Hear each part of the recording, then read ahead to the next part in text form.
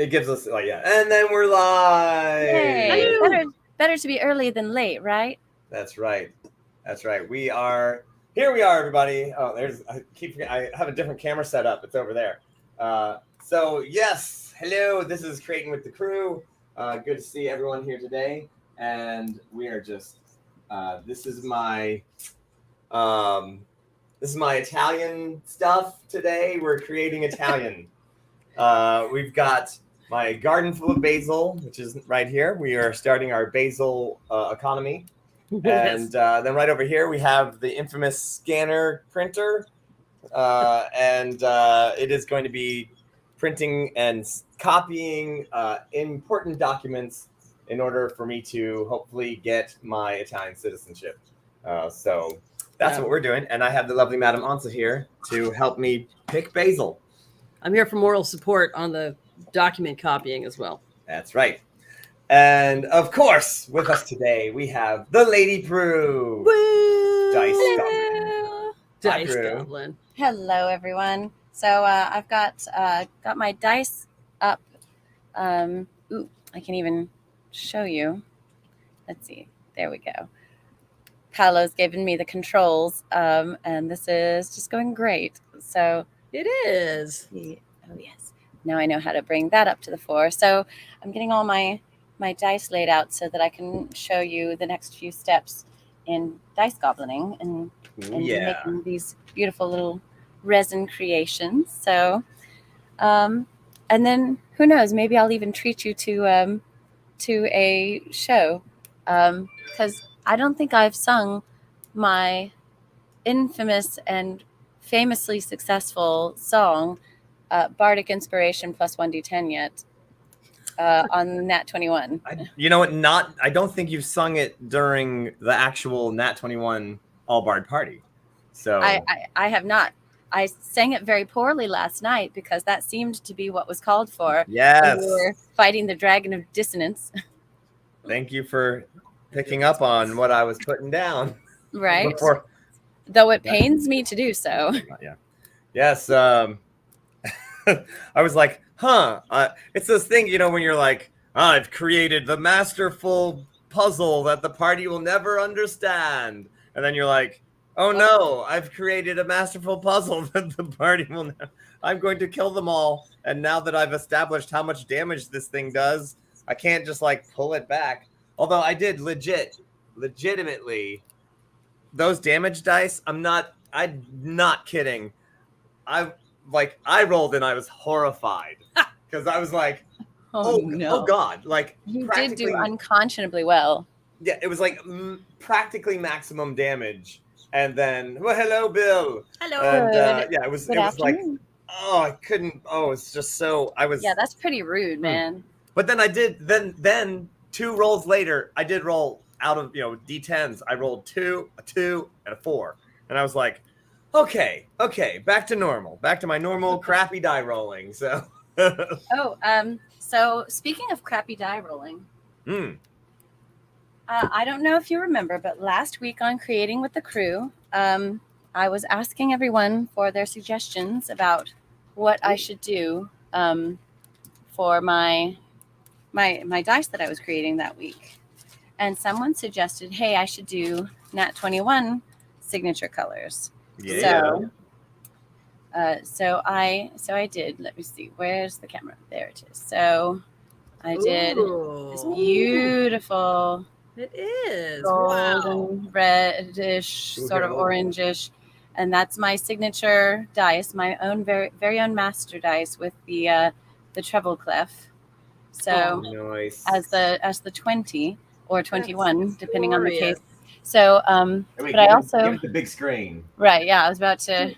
So but I also I tried something new with this embedding these little metal bits. They're actually the tips of charms that I cut off the tips of the charms so that I could embed charms into my dice, because they're every charmed dice I dice. make either has charms embedded in them or charms or music symbols on the face of them. So I don't know if you Those are gorgeous.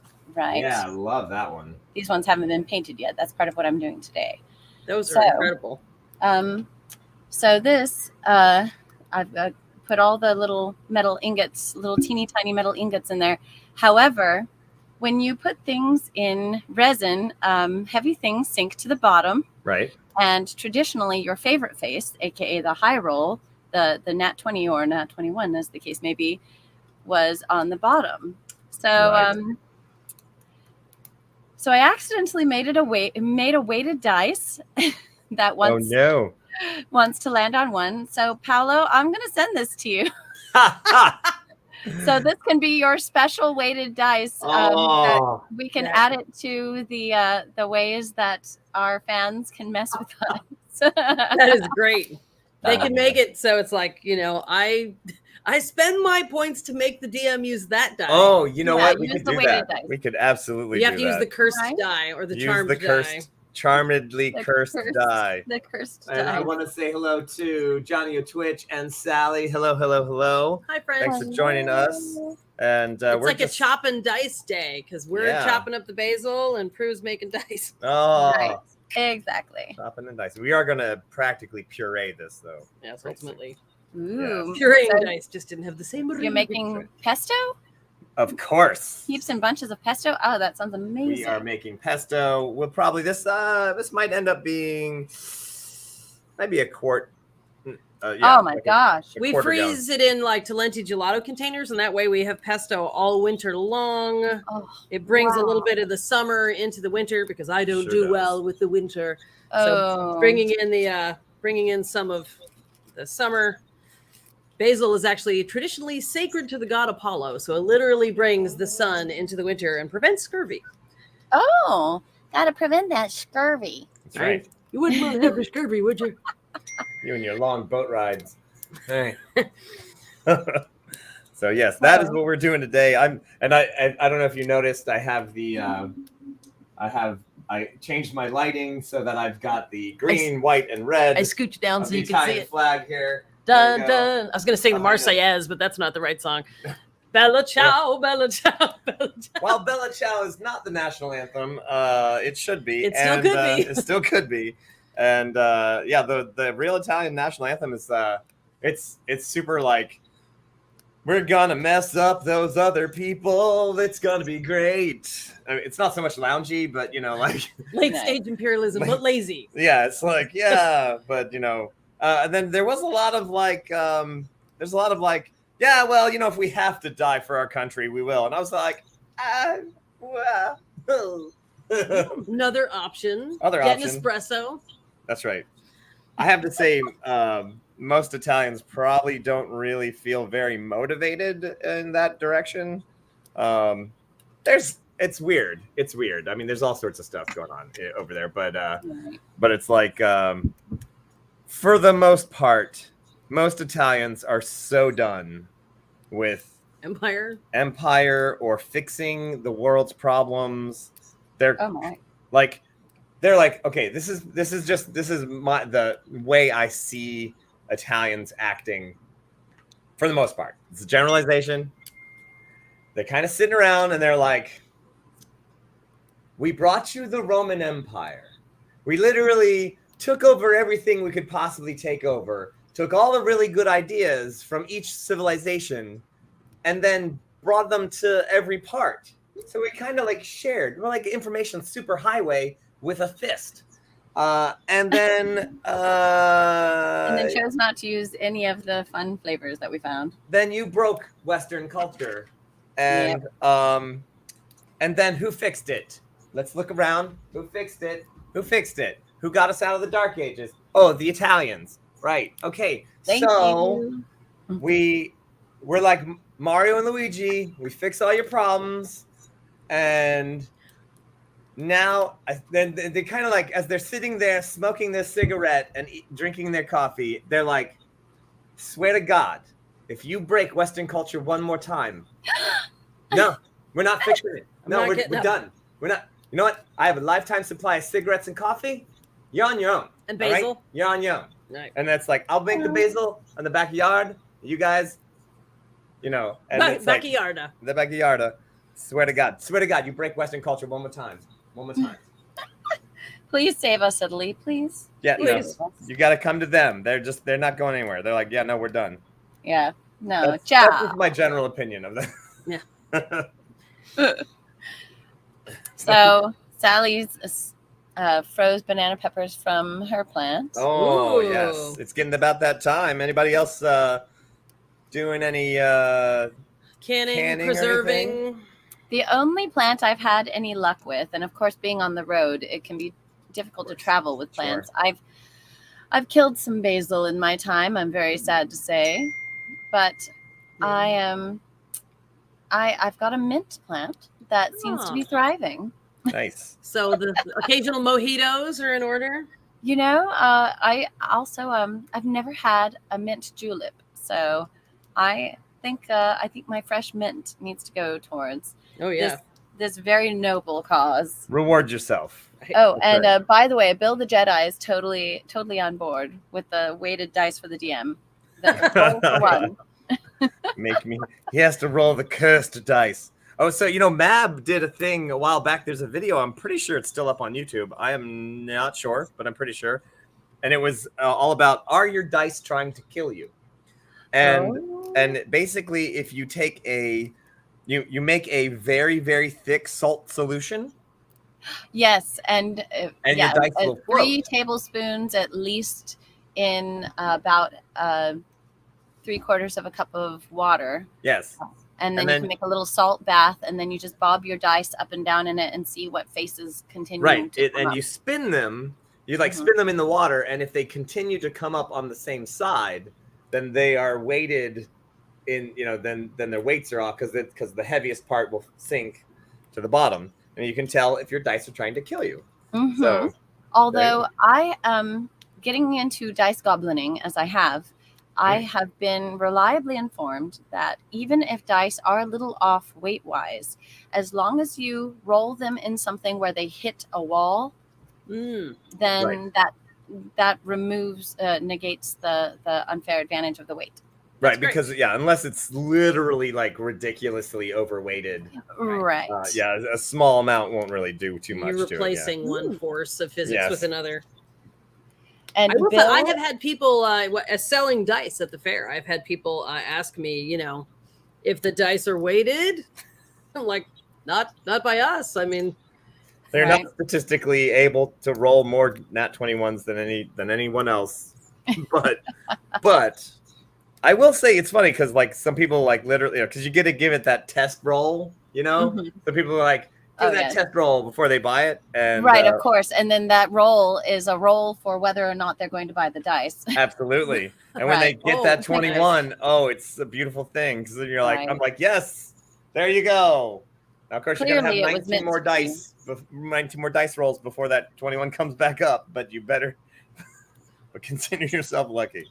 So. And Bill is joining us in crafting today. He's preparing costumes for future events. Oh, nice. Tell us more. We want to know what you're going to cosplay.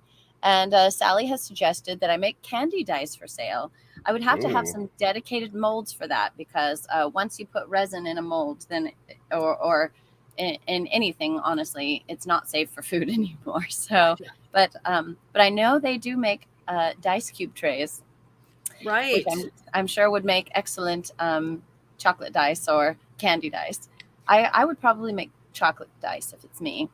You could make the ice with your mint in them, and then they would melt into your drink and give you an extra shot of that fruitastic mintiness. Yes, that roll is the mint. Content I'm here for. So I do need some feedback from our listening audience. So I need some help deciding what colors to ink my dice that haven't yet been inked. So I've got this set of this sort of pinkish fleshed out rose quartz. The rose quartz. That's what I said. So I was trying with this set. I was trying to make the set. Someone's knocking on my door. All right, you guys, bam. All right, so yes, I was like, well, Bill the Jedi. He's going as a Jedi. That tracks. There you go. And also Very Jacob sensible. Fry from Assassin's Creed. I gotcha. Good. Could you be as Jeffrey Fry, please, Oh my God, I totally would do from that. Futurama? I would totally would do that. Just Um, wander around cluelessly in a big ginger wig. I had guests over last week, so sometimes my guests leave something, and Apologies. that's quite all right. They'll leave behind. Can I tell them who you are? Sure. Hello, this is Greg from the Rambling Sailors. Hello. The Rambling Hey. Sailors. I love those guys. Yeah. Say hi to the internet. Everyone on the internet is here. It's better say hi. Yes, all 6 of them. So happy to ruin my shower talk. Yay! Enjoy your shower. It's like My one for dog's every here billion too. people on Earth. That's right. All right. So where was I? So this set of the rose quartz. I do like rose quartz for this actually. What I really wanted was a chance to use all these little glitters that I had. So I wonder if I can put this in something that'll make it show up better. So I'm still working on my dice displaying methods. So at any rate, what color should this be? I'm thinking maybe a pink, or ooh, Sally says deep fuchsia. So Is the question what color goes to fill in the numbers. Yes, Okay. that's when I say ink. That's what I mean Okay, to thank you, Mom. fill in the numbers. I'm late to the party on that one. Oh, no worries. Fuchsia is cool, yeah. So Something that leans into the pinky nature of them. right, because the dice, the colors you that you need, put on the dice make all the difference. They Right. You really do. need something good and contrasty, yet you can also Or like a dark purpley color that again like heightens the pink flavor, That makes could it less be- like uncooked chicken and more like rose quartz, but heightening the contrast. Right. So I think I'll go for a pink. I think I like Sally's, like a pink borderline fuchsia. I have a nice sparkly one. So this is my blackish set. I Ooh. say blackish because they're not fully opaque, but they're I put little stars in so that they could be a sort of little galaxy. They're So I've gorgeous. Inked a few of them, and they've got a silvery tone, and I think that really does a lot for them. So So nice. yes, because Yeah. you can see half of them aren't inked yet, and half of them do Yeah. have the that's inking. nice contrast. They really look like magic.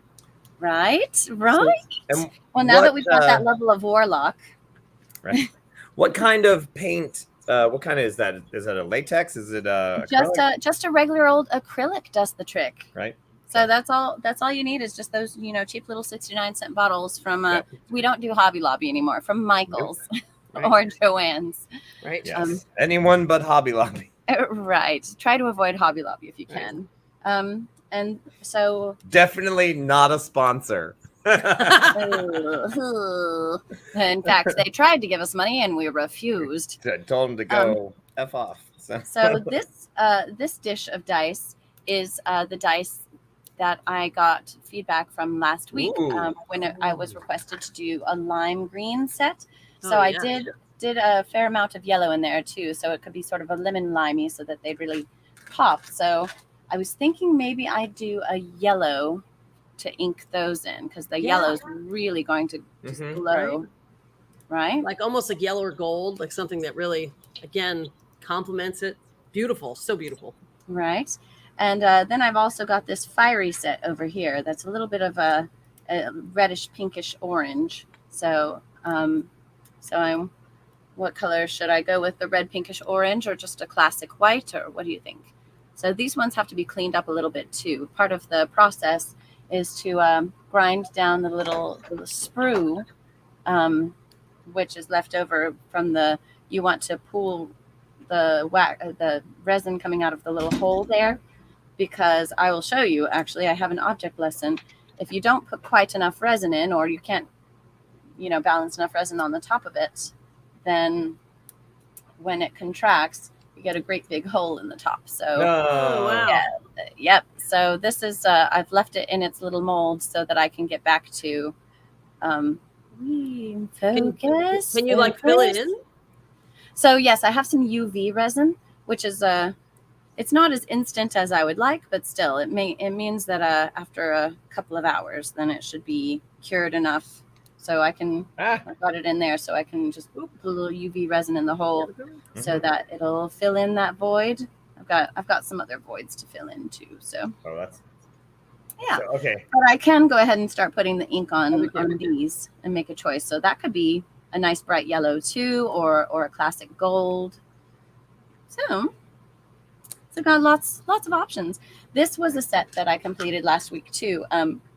The prompt was opal. So Ooh. Yes. Oh, yeah, that's great. Yeah. so I'm really happy with these. They've got little foils inside that catch the light, so That is so which beautiful. is very opalescent. And I love the D6. It looks like the Tesseract. It's so good. And again, I think I said this before. I don't think we were on air. But the font that those numbers are in is just fantastic. Looks Isn't super that cool. wonderful? Yeah. Like they're just a little bit magical and cavalier. Mhm. Makes all the difference. Show them what you found. So yeah, we did a pretty good wash of this basil, but I'm gonna show you. Did you find a lizard or a frog or Well, it's like this is a little guy. a cocoon? No, it's like a little caterpillar guy, but it's fuzzy. And It's very stubby. focus. Oh, yep, got it. And he's super wet. Oh, he's cute. It's like but This rain is really coming down. yeah, I was like, we did a really good wash, but still, that's why you handpick it, because Otherwise, we'd be eating the poor little guy. that's right. Hmm. So anyway, but Ooh, and Bill got back to us about what he's cosplaying, by the way. Oh, He said yes. he's going to be a Jedi and as Jacob Fry from the Assassin's Creed Syndicate. So not Mhm. Fry from Futurama. Alas, but still cool. Because that's a good costume, too. Ooh, I love a good Jedi cosplay. And it can be actually quite comfortable. Unless you're Twi'lek, those can be pretty uncomfortable. Oh my Or gosh. Ahsoka. Very impressive, though. I've seen a few costumes. Actually, I did Twi'lek about nearly 20 years ago now. What? Yeah, I purchased. When you were a baby? Oh heavens! Heavens. I got the Leku, the head tails of the Twi'lek, and designed a costume to wear about, and man, it was hot and uncomfortable, but it felt really cool. Bet. Cool and hot. Cool and hot. That's the best. Ooh, so Sir David Percival would love to see black with orange numbers, like the HD colors. Which HD? High def? And so Sally likes the fire dice to have sort of an orangey gold, and it's got to have some contrast so that you'll be able to see them. The lime with an ochre. I've got a confession here. Confession? I don't really know what ochre means. Oh, Ochre? Is that a Oh. greenish color, like a dark green? it's No, it's an earth tone. yeah, it's like a orangey orange. brown. Ruddy. In that spectrum of Umber. burnt sienna and umber, ochre is on the orange end. All right. One of That'd be the interesting. original. I say one of the original, but it's like one of the first pigments used by humans. Ground up earth Oh. material. Yeah, because Body it's paint. basically clay. Sounds like But, it would be. It's difficult to avoid. Yeah, it's pretty much everywhere. Yeah, So yes, But, let's say we intentionally put all this color on our feet. that's right. I didn't And- fall in the mud and then come out of it completely covered in ochre. I dressed for the occasion. Yeah, that's what I wear for these events around the fire. Yeah. We're cool. Totally. Also deters ticks. So there. There you go. Have you noticed that I'm not getting flea bitten as Right. much as the rest of you? If it's good enough for the elephants, it's good enough for me. Yes, mustardy. Yes, Sally. That's Oh, thank you. Yeah. that's a good description. All right, so I'm going to finish up my black set here. And the painting process is quite simple, but a little time consuming. because you can really just kind of smother the paint onto the face of the dice, and then have a tissue handy. So Oh, you nice. wipe it off, and then you got a number that you can see, Beautiful. right? What a savings in time. Right. Rather It's than, not too hand bad. numbering them. So when I was a kid, I actually used crayon. That's what everyone of a certain age has been telling me. Everyone of a certain age. And you just kind of rub it in, and then boom, it's in there. Everyone of a Right? certain age. So Back in I'm- my day, all we had were crayons. We liked it. we didn't Yeah, have as well. fancy things called paint. You know, I mean, also, however, the I would say the people who were playing, I say moments before I started, to make myself not of that certain age, but of a certain other The next age. The next stage, right after that, mere minutes. They didn't even have dice. No one made 20-sided dice. They had chits. I'm not making this up, kids. What? Chits. They would have the numbers, you know, your 1 through 20, 1 through 12, whatever Like you in needed, a bag that you would in a little bag or an draw envelope, from. and you would have to pick them out because nobody made those things. Oh, look, here's another guy. Aw. Yeah. They're round. These caterpillars are practically spherical. Or maybe they're just balled up because they're upset about being wet. Perhaps. Well, So yeah, so you that can only gives you- imagine how distressing it must be to be in that position as a teeny tiny insect Yes. Yeah. or multi-sect. Yes. Back in your day. Yeah, back in my day. Chits. That's a real So- word. And they were so some folks have been telling me about this because, you know, me getting into dice now, like everyone wants to tell me their dice stories, which I welcome. That was a cool story, Paula. That not Nice bird. only did they have to fill them in with crayons, but original D20s didn't go up to 20. They went 0 to 9 twice.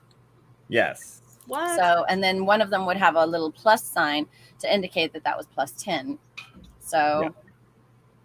Or yeah, you'd roll twice. Or yeah, you'd roll not twice, but you'd roll another die to determine 50-50. Was that a 9 or a 19? So oh my Yeah. gosh.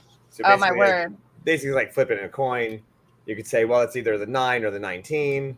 Or suppose you could use a different crayon to That too. so, you know, do half of them in red and half of them in white, and the red ones are the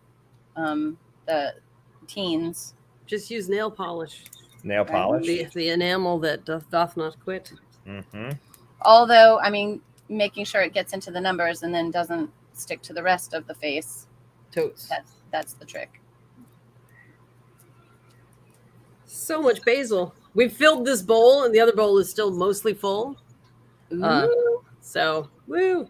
Our basil-based economy is underway. Neanderthals used chits. Yeah.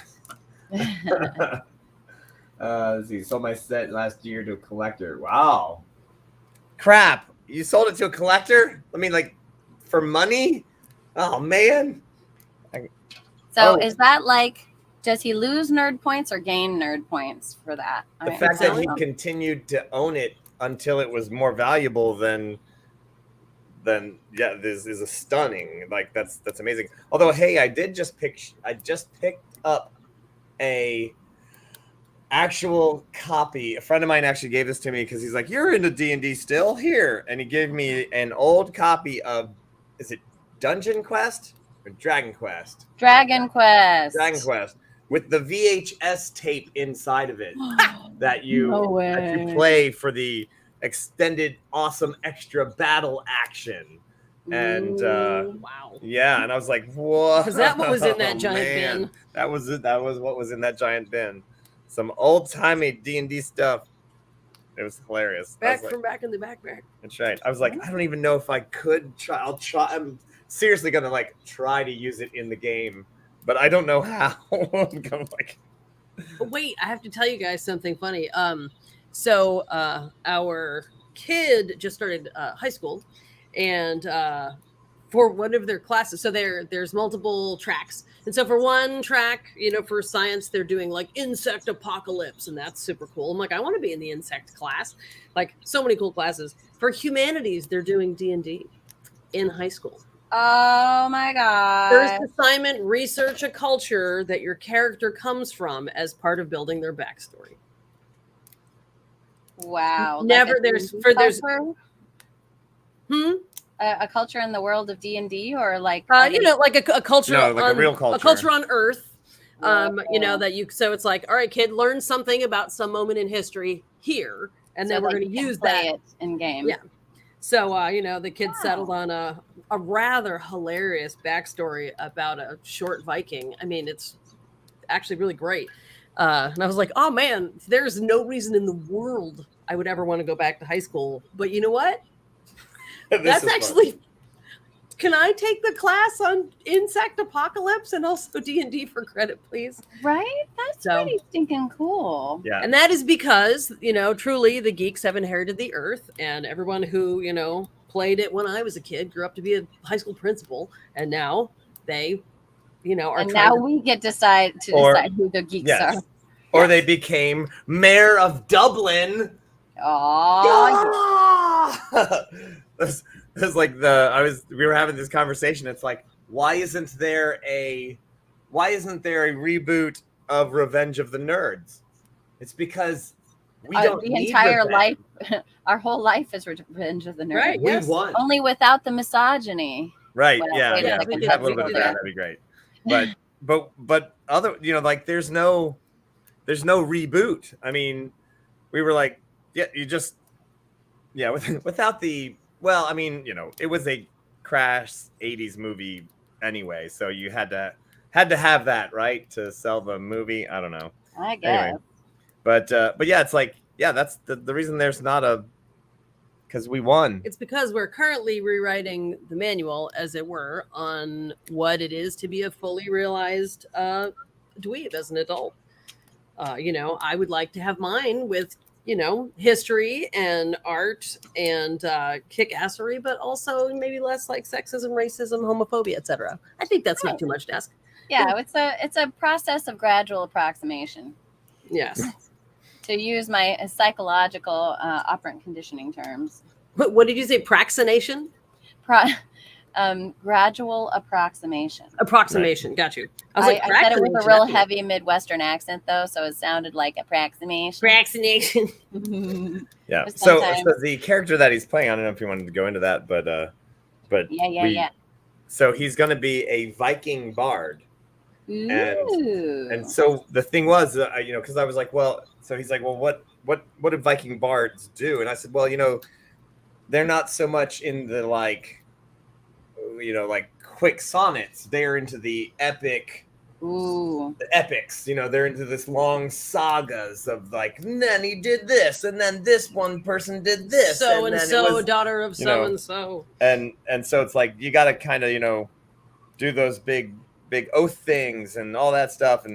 But then we were also talking about how like somehow like I think the character they were playing in the Persian Empire, Right. sort of. Yeah. So I was like, well, so I said, okay, well, here's the thing, and I honestly, I've had this like theory, not a theory, it's just a funny kind of like, well, what if this is where that came from? Like the idea that ice giants are from up north, right? And so like it is now, it's part of Norse-ish, tradition that mighty giants live north of here, even further north.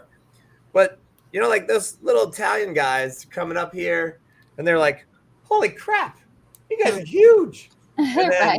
And then they go back down south, and they're like, Those people, they're There's- giants. "There's You'll giants never up there. believe There's it, giants. They're just huge." And so somebody else comes, the merchant comes up, and he's like, "I heard there were giants here," and they all look around, and they're like, "No, we're all just normal sized." Yeah, I guess you better go a little further north for that. I don't know, man. Yeah, That's it. I heard there were giants up north.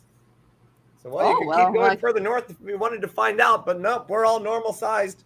We'll have to watch that. Yeah. And so it literally comes from other people seeing them as giants, but then them actually hearing about the giants from those people. But then it comes back around. So That's he So delightful. Zip Flash is going to be a short. he's short for a Viking, but he's still taller than the normal average height. Average Persian. Yeah. Right. And so his character is gonna have a hang up about being short, and and a lot of their character quirks, come from growing up being the bullied short guy who's still 5'10", or whatever. Yeah. Right. Compared to the rest of the world. They said I could never be a real warrior and I had to be a bard because I'm just a midget. And Right. So I'm rewatching How I Met Your Mother, and the character Marshall, played by Jason Segel, he's 6'2", but he's the runt of his family, and so yeah, Nice. the same thing applies. yeah, there you go. He's like, I'm merely 6 feet. I love it. Everyone Meanwhile, else- at my house, I'm now the shortest person. I'm like, excuse me. What I'm happened to 5 foot you? 1 3/4. You're good. I mean, I'm great, but I'm 5'4", and I'm not used to. Now I have to argue up into my son's beards. It's a whole different experience. Oh yes. It's like I am the gnome among dwarves. You're all so tall. Come down here so I can yell at you. Get your face down here. Yeah. Hey, look, we've almost made it. We found another caterpillar. Where are they? What happened to them? Where? The caterpillars. Oh, okay. Don't accidentally drop them back in the Nope. broth. I put them on the other side. Ooh. Oh, yeah. Well, let's see. Well, golly, what else is going on today? We're super busy because in 2 weeks, Paulo heads to TRF. And so there's all of the, there's the usual Nat 21 stuff, and there's the quick, you better harvest what's in the garden while that can be done stuff. And, I don't know, take care of a few household things before hitting the road stuff. Fair is going great. Yay. Doing the Maryland Fair is really fantastic. I've I'm heard trying to so fit many in all cool my things. own rehearsals around the fair and show stuff, and there's just a lot to balance. I mean, Awesome. it's really nice that it is only 2.5 hours from my house. So, it's I feel like if I, and my first show's at noon. It's if I really, really actually honestly had to, I could go home each night. It's true. But I mean, that's a lot of time It's on the road exhausting. for no reason. But I'm like, if something weird happened or something like that, I Right. could literally be home. Right. Compared Compared to being in Texas, where it's I'll see you in 6 weeks. Yeah. Stay out of Right. trouble. So that's we're in that time. For performer folks, time does not move at a constant pace. The river speeds up, and then there's long, slow patches. Suddenly, you can feel the current starting to pick up underneath us, where there's 2 weeks for Paulo to do all these things before he needs to go. Right. And I'm starting to feel that crunch at New York. I've only got 2 more weekends here. Oh which wow! Right. means I've got about 10 days left here, and it just Right. doesn't seem real. And I haven't been into the city yet, you guys. What? I like to make at least one trip into the big city before I leave. But this was a weirdly compressed year. Usually I get 6 or 7 weekends of performance at New York, and this year I've only got 5 because they pushed the dates back, and I always miss Labor Day weekend. Right, of course. I gotta go to Priorities. Dragon Con. And then I missed the last weekend because it overlaps with Carolina. So yeah, only 5 Yeah. magical weekends total for Lady Prudence at New York, and then I go to Carolina where we enjoy another fall. And gosh, I really do love that fair. It's quite lovely there. It's pretty nice. It's pretty nice. Oh yeah, and in North Carolina, you can go to Little Empire stores. That's right. Louie's got his shop there Check out our now. buddy Louie. That's right. Friend All right, of the so- show, Louie. So now that I have finished with the first set of chores here, as far as making pesto, my next step in my Italian, I'll call it the Italian Renaissance. Nice. I have several original documents of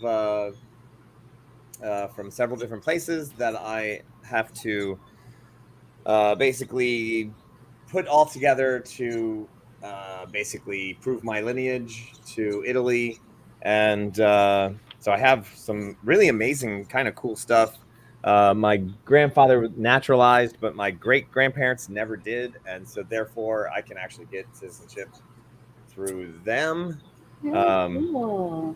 But I have some like crazy original documents, and I have some like hilariously, there is a building in it's in Casteltermini, and it's like I have the ownership papers that my grandfather like rented it to his brother, and there's this whole like in Italian there's this whole thing about like, well, if you know, if you can see what you can do, but if nobody wants the house, just it just but it's this really crazy kind of thing. But yeah, so I have like all these like original documents, but I'm like, I have to make a copy of this and send these to the lawyers. Now, eventually, they're going to want the original documents, but I'm not going to send them these documents for. Oh no! Like- No! Hold on to that. Wow. Well, that's really cool. I mean, is that property still in your family, or is it long? It's kind of. The problem, sadly, is that Casteltermini is a small town in the mountains, and really no one cares. Okay. Like it's not in a. It's even though it's only 45 minutes from a major city and an hour from a lovely beach town, that's too far away. So it's like no one wants to live there, and so you're like, that's literally the same town. That's one of the towns that has like €1 buildings. Like you can buy a building for €1. Oh my word! What? But nobody wants it.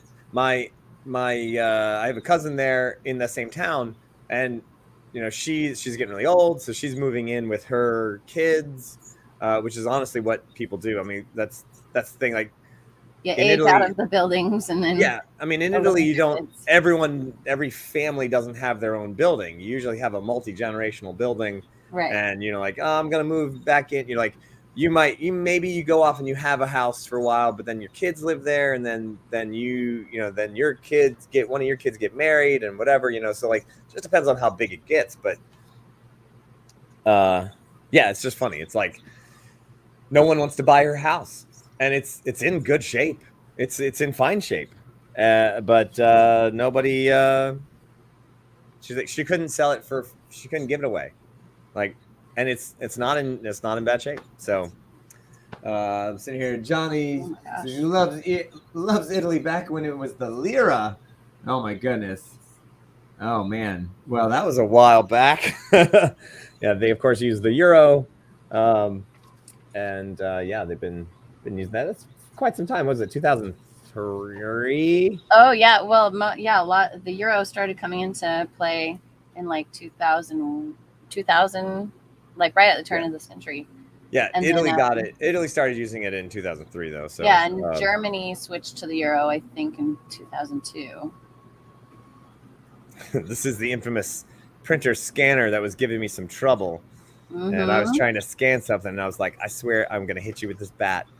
Yeah, I've- juggle some knives next to it and see what it thinks. Yeah. So I've actually gone to these towns that my grandparents, great grandparents are from. I had to get their birth certificates, and then so I have copies of I have official copies of their birth certificates from the towns Partana and Casteltermini. Wow, that's so cool. Yeah. So yeah. My mom was born in Germany, but she was the daughter of an American Army. Yeah. Person. So did she? Huh. I So don't know. yeah, she didn't have citizenship Right. in Germany. She was born on an American base.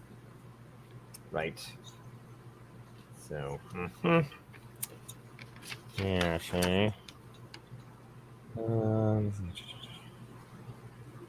Okay. I love the way they've misspelled my family's names like every possible way you could imagine. Oh yeah.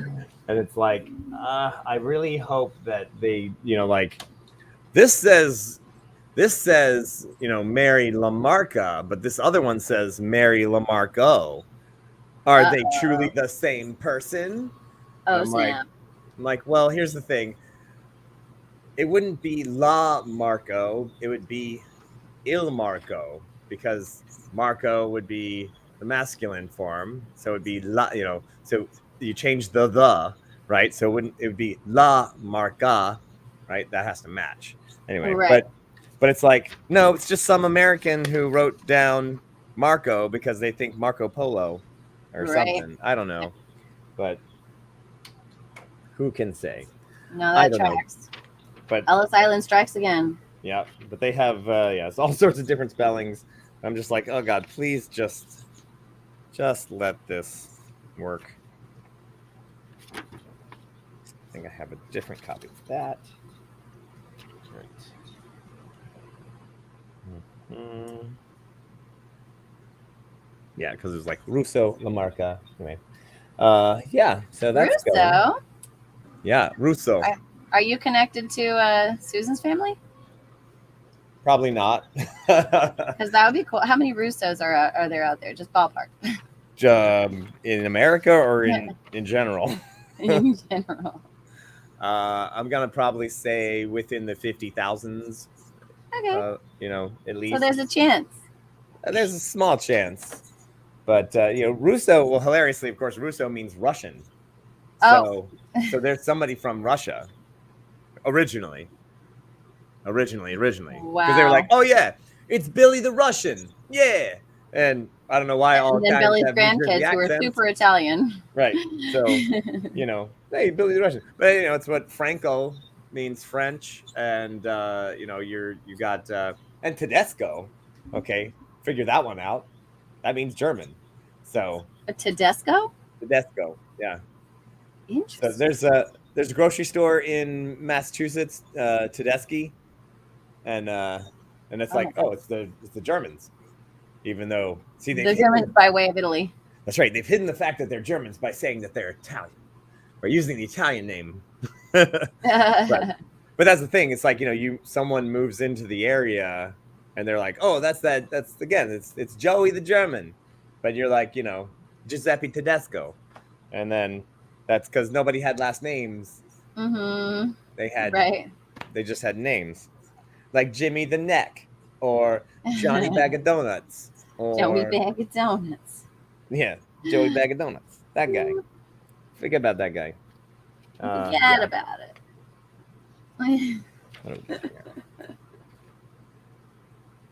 All right. Boop.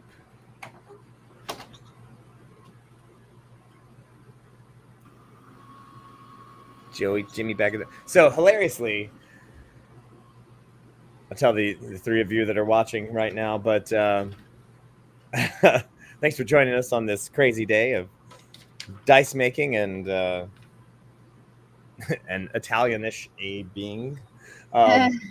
So my uncle, I guess you might be great uncle, was my grandmother's brother, Carl Lamarca. So he was in World War II, and he went all the way through Africa and landed in Sicily. Now, he was actually originally born in Sicily, and they left when he was about 8 years old. And he grew up in America, but he spoke Sicilian because his parents were Sicilian. And back in 1945, like, Sicilians didn't speak English. Sicilians didn't speak Italian. Like, that is Italian is like, that's the Florentine Italian. That's the national language. And it's like Hochdeutsch is like the official German language, but people in Saxony, Bayerisch and Schweizerdeutsch. People in Saxony speak Saxon, and people in Bavaria speak Bavarian Deutsch. But anyway, so Sicilian is like a completely different. It's Greek and Spanish and Arabic and Latin smashed into a terrible mix. And Oh my gosh. so finding a translator, you had to find someone who actually could speak Sicilian. You couldn't just like an Italian literally couldn't understand a Sicilian. Like Right. kind of Wow. understand it, you get the point. But it would be you're just as good if you were like, I speak Spanish, and that's as far away as Yeah, you've got Italian. just as many root words to go off of. Yeah, it's like you'd understand it, you'd get the point, but you wouldn't get the nuances necessarily. You wouldn't understand the poetry. Yeah. So so they land in Sicily for the Sicilian invasion. They land, they take over some chunk, and then they're like regrouping, and then my uncle realizes he's a mere like 50 kilometers from his hometown, and he's like, wait a minute. So now they landed in Sicily. Suddenly he's kind of important. He's an interpreter, Right? because he's like, oh yeah, I speak Sicilian. So he's like interrogating the prisoners, and and so he's very important. So the rest of the army has moved forward, and he's like, wait a minute. He goes to the motor pool, and he's like, I need to borrow a Jeep. I have a very important interpreting mission to go on. And the guy, now the army has just moved out, and the guy at the motor pool is like, well, all the Jeeps are gone. Like they're all moving. They're moving east, to attack Messina. It's like, but there's a tank that I just finished fixing. So he's like, you have to talk to the crew. Like, it's like, is that in range for a tank? He's like, yeah, you bring enough diesel, you're good. And Wow. and so they talks to so he finds the crew, and he's like, hey, I need to go to this town, very important interpreting mission. And they were like, are there Germans there? And he's like, probably not. Maybe. Like, are there Italian army there? It's like, yeah, probably not. Like, this is a small enough town that it's the Mayberry of Sicily. I mean, it is Barney Fife, and the one guy with a bullet in his pocket, and he's never loaded a gun in his life. And there's like, all right, so we're not going to get shot. He's like, yeah, probably not. Doubtful. We'll take you. So they drive the Sherman tank to this podunk town. Now, I've driven it's up on top of a mountain. I have driven the modern road in 2008, right? The modern road that zigzags up the mountain is barely wide enough to get an Italian sports car up. I don't exactly know how they managed in 1945 to drive a Sherman tank up this mountain, Holy but they crap. did. And the thing is, it probably took like 45 minutes for them to get up the mountain, because the top speed of a tank going uphill is probably like 30 miles an hour, maybe. And, so, Wow. so the whole village is looking down the mountain, because Watching this tank approach. Yeah, it's not like you don't hear a tank coming. It's like, doing all the switchbacks. The entire town hides in the church. He squeezes this tank through the roads in this town, which also, by the way, not more than 10 feet wide. I've been there. And it's like, I'm not sure how he would have gotten that tank without destroying the sidewalks of this, but they drive it into the main piazza, and they're like, where'd everybody go? Like, where is everybody? Like, oh, they're all hiding in the church, this big 12th century church. And so he's like, whoa, they got this tank pointed at the church, and they kind of just like rev the engine a few times, and eventually the little door opens, the mayor comes out, and the mayor, speaking Sicilian, because of course even the mayor doesn't speak Italian, much less English, right? He's like, hi, what do you want? What can I help you? And so my uncle, of course, with a name like Lamarca, which of course, 20% of the people in the town's last name is Lamarca, right? So he doesn't stick his head, he just sticks his nose out of the tank, because if he gives away his name, then they're gonna know something's up. So, here's the United States Army has sent a tank to your village. And they're like, well, what? And so my uncle goes, bring us, in Sicilian, bring us the man they call Thickneck. Which is the nickname of his buddy when he was 8 years old. And Ghiottono, it just means that, it's like any of these, like it's Big Tony, or, Jimmy the Neck, because everyone, there's only 5 names in Italian. There's Giuseppe, there's Giovanni, there's Carlo, and that's about it, right? So Oh, wow. you got to have nicknames for everybody. Right, of course. And once you get a nickname like that, if you guys, it's like the same kind of deal in like Irish families as well. It's like once you get that nickname, even when you're a kid, you're little Tony for the rest of your life. I don't care who you are, little Tony. And then so it's like, bring me the man they call Ghiottono, who is now 19 years old, and the mayor is like, what? Like, okay, put yourself in the mayor's spot.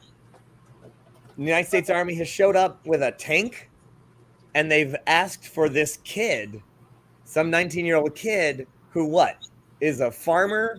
He hasn't done anything. And some reason the United States Army would like to talk to him. And so the mayor's like, sure, you can have him. Wow.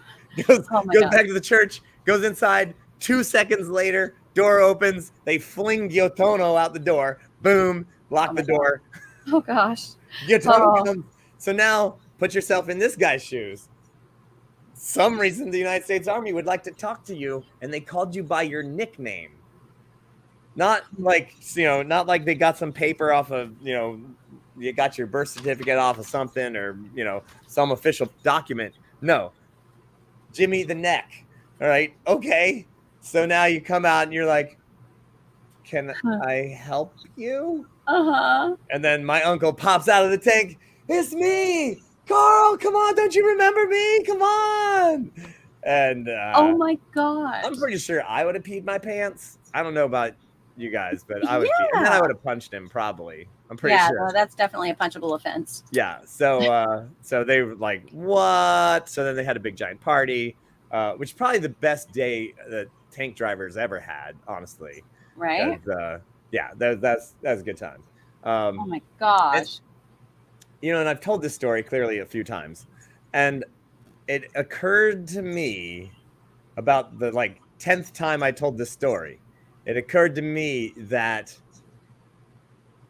I think the only reason the tank drivers had that tank available is because they probably bribed the guy at the motor pool to not fix the tank, or at least tell everybody that the tank was not repaired on time to leave with everyone else who left to go and continue to fight the war.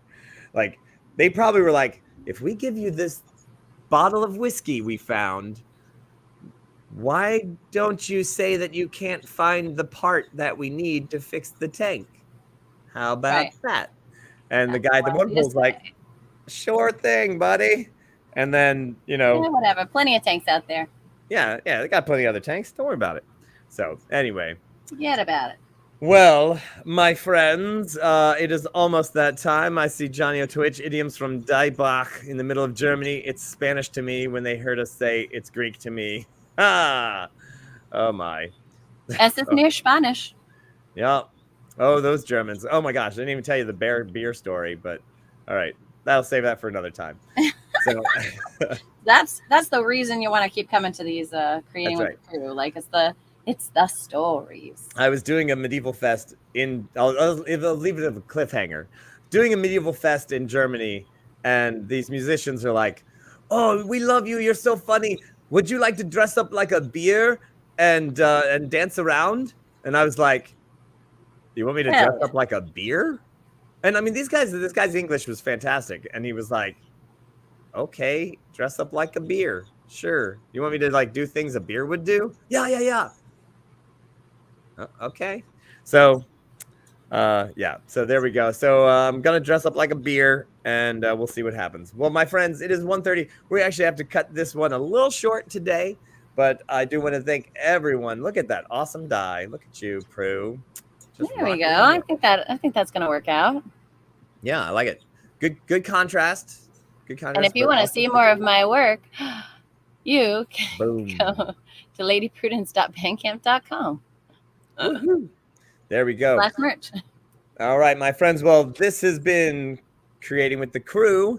We got tonight. We have the first episode of Goblonia, the new adventures. I believe our players are Mab Just Mab, Cubby, Shoshi, and oh my gosh, I'm not sure who else is playing tonight. You'll have to find out. I think it's actually if you go to the Facebook page of Nat21, there is a little ad there, and I'm pretty sure everybody's on there. Once again, Goblonia is a role-playing game written by Robert Turk, and it is going to be on a Kickstarter coming in October. So we're running that tonight, and of course tomorrow. There we go. Pop that back up on the screen there. All right. And then I navigated away tomorrow. I'm sorry. Tomorrow we've got Sonnets with Shakespeare, and of course Gothic Horror Gaming. So right on. Tomorrow, 8 p.m. Goblonia, the new adventures. Gothic Horror Gaming is at 10 p.m. tomorrow night, and then we all go off and have a Renaissance weekend. Lady Prudence is going to be at the New York Renaissance Festival. I will be at the Maryland Renaissance Festival. Oh, there's Shakespeare. Boom. I had some Shakespeare. All right, my friends. Press a bunch of buttons so that you have to react to them. That's right. All right, my friends. Thanks a lot for joining us. Have a great day. Continue to do art. Everybody's got a busy day, but sometimes make some time for some art, and it's not just for your mental health, but for everyone else.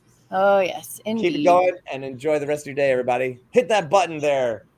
That end broadcast. The end broadcast button. Very cool. Bye, everyone.